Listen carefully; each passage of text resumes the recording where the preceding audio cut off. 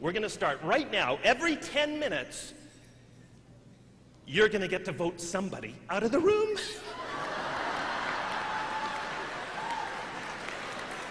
So start making those little strategic alliances. Start backstabbing each other. Some of you are probably thinking, start?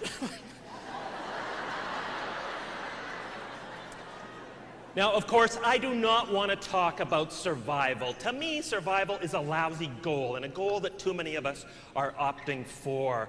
I want to talk about the opposite of that, how we can create the kind of work environment, how we can create the kind of volunteer environment where people want to come to your island, where people don't want to get voted off the island, they want to get voted onto your island.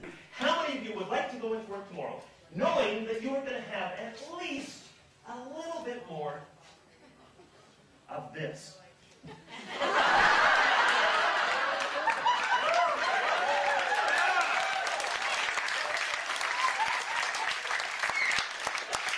And more importantly, how many of you at the end of your workday, at the end of a brutal, grueling workday, how many of you would like to come through your front door and leap through your front door and say, honey, I'm home. And imagine the kind of workplace where when you wake up on a Monday morning, you are so excited about going into work, you hear this.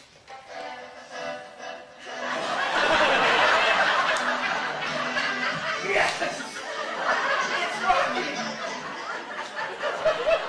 And when you hear the theme from Rocky, of course, you don't just get out of bed. No, you leap out of bed. You grab your spouse, you kiss your spouse. You run over here, you grab your dog, you kiss your dog. If you don't have a dog or a spouse, you kiss yourself. You find a way to do it. You go to the mirror, and you do the fun dance naked in front of the mirror.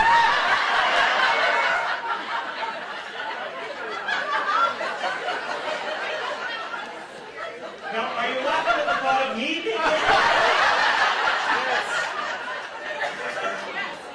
Yes.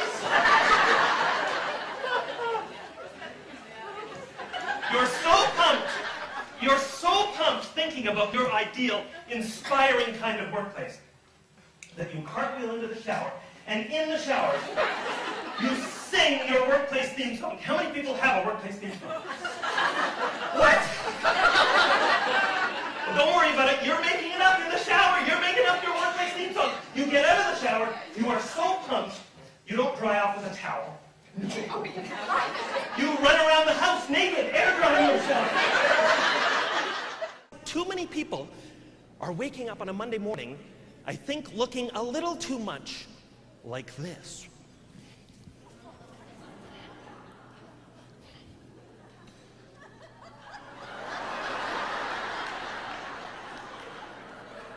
And when you wake up looking like this, and you wipe the drool off the pillow, you don't exactly hear the theme from Rocky, do you? And when you think about going to your volunteer organization, going to your workplace, you don't leap out of bed with the enthusiasm of that guy. No, you don't even do the fun dance naked in front of the mirror. You don't. You just sort of stagger into your bathroom, or you don't even bother with a shower, right? You're so stressed that you just give yourself a wet sponge bath using a few damp pieces of toilet paper. You get dressed into what you think of as your regulation prison wear, right? For the week, ties for the men and pantyhose for the women, and, well, some of the men. And I didn't mean to point at Punch. He was just sitting right there. And your first mission is to make it to Wednesday, because what is Wednesday? Hump Day, yes, and you can see.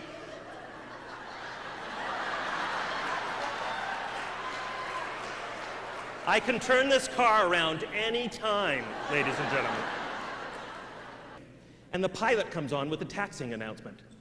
And he sounds very, monotone at first. He says, yeah, this is Captain Bob up in the cockpit. We'll be taking off shortly. I don't sound very good, do I? I'll be right back. And everyone's going, what do you mean you'll be right back? We're on a plane. We're about to take off. Where are you going? And he comes back on about 5 seconds later, and he does this impersonation of a monster truck rally announcer. So he comes on the PA and he goes, yes, ladies and gentlemen, this is Captain Bob in your cockpit. We are going to be taking this baby up to 32,000 feet where the angels fly.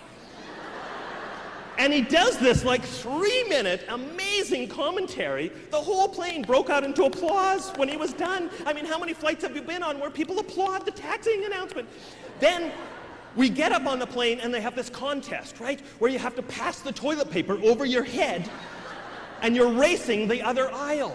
So you have to get the toilet paper to the back of the plane, touch the back wall, pull it over the head of the successive rows. The winner gets let off the plane first.